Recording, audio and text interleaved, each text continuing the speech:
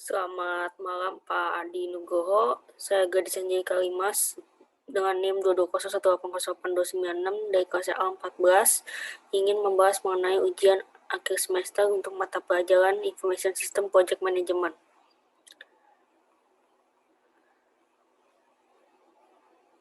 Untuk soal nomor 1, please define and identify the risks to the project on cause and effect diagram. Step 1, identifikasi the problem. First, write down the exact problem you face, where appropriate individual will involve what the problem is, and when and where it occurs. Then write the problems in box on the left-hand side a larger sheet of paper, and draw a line across the paper horizontally from the box. This arrangement look like the head and spine a fish, give you space to develop idea. Example, as organization begin new project, they begin operation in area of uncertainty that comes along with developing new and unique product or service. Step 2. Work out major factors involved. The manager identify the following factors and adds this to his diagram.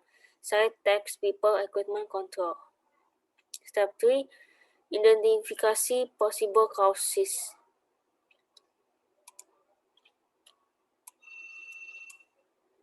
Seperti ini gambarnya.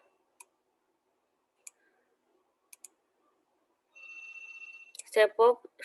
Analysis diagramnya. Example, the organization has not finished his analysis. If I hadn't looked the problem this way, he might have dealt with by assuming the people in bunch of fish were being difficult. Yang kedua, product quality, yaitu kemampuan sebuah produk dalam memperagakan fungsinya. Hal itu termasuk keseluruhan durabilitas, reliabilitas, ketepatan, kemudahan pengoperasian, dan reparasi produk juga atribut produk lainnya. Contohnya itu ada customer certification. Without customer certification, there can be no quality. Even if a deliverable meets all aspects of what customer or stakeholders has required but is done so where the process itself was not too satisfactory, then there a problem. Yang kedua, prevent over inspection.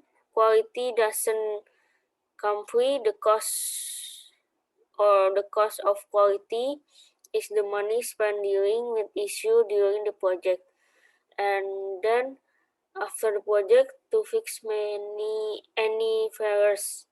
Yang ketiga, continuous improvement. Manajemen komunikasi proyek adalah soal nomor 3 adalah manajemen komunikasi proyek. Sebelumnya saya akan menjelaskan mengenai manajemen komunikasi proyek, yaitu kompetensi yang harus dimiliki manajer proyek dengan tujuan utama adalah agar ada jaminan bahwa semua informasi mengenai proyek akan sampai tepat pada waktunya, dibuat dengan tepat, dikumpulkan, dibagikan, disimpan, dan diatur dengan tepat pula. Tujuan dari manajemen komunikasi proyek adalah untuk memastikan generasi, koleksi, sosialisasi, penyimpanan, dan disposisi informasi proyek yang tepat, waktu, dan sesuai. Proses utama itu termasuk ada perencanaan komunikasi,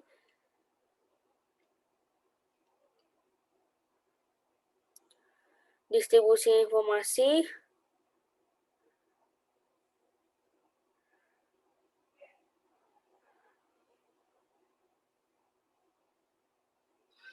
laporan kinerja, dan pengelolaan stakeholder.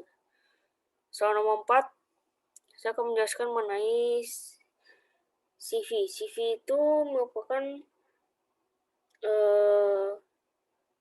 FV dikurang AC, CPI sama dengan FV bagi AC, FV dikurang PV, SPI, FV dibagi PV. CV itu negatif sama dengan over budget. CPI, the project is over budget, kurang dari 1. SPI-nya negatif behind schedule, SPI-nya kurang dari 1 behind schedule. Oh, ini saya lebih dari 1 semua ya. Jadi dan hasilnya tidak ada negatif, melainkan positif semua. Saya asumsikan spaghetti ini dari soal nomor 4. Nomor 5. A change management plan can be difference between project success and failure.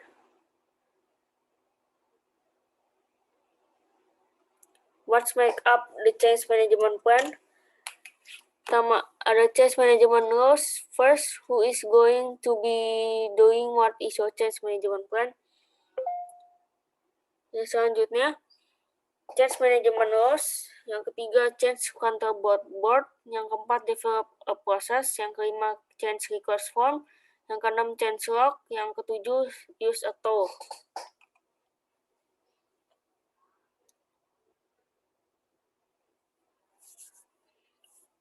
Penyusunan rencana implementasi dan migrasi diawali dengan penentuan prioritas dan urutan implementasi aplikasi.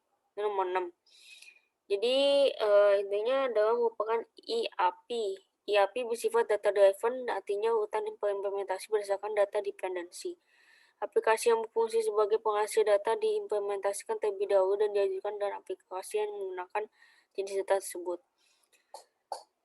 Aktivitas pertama yang dilakukan di tahap ini adalah pemetaan aplikasi dengan entitas data, yaitu dengan mengolaborasikan data usage matrix dengan relasi antara aplikasi dan fungsi bisnis. Setelah pemetaan tersebut lengkap, dilanjutkan dengan penataan ulang matriks sehingga terbentuk matriks dengan nilai C yang membentang sepanjang diagonal utamanya. Tahap pertama, inisiasi perencanaan. Yang kedua, pemahaman kondisi saat ini. Yang ketiga, rencana masa depan. Yang keempat, strategi pencapaian. Dan ini linknya. Terima kasih, selamat malam.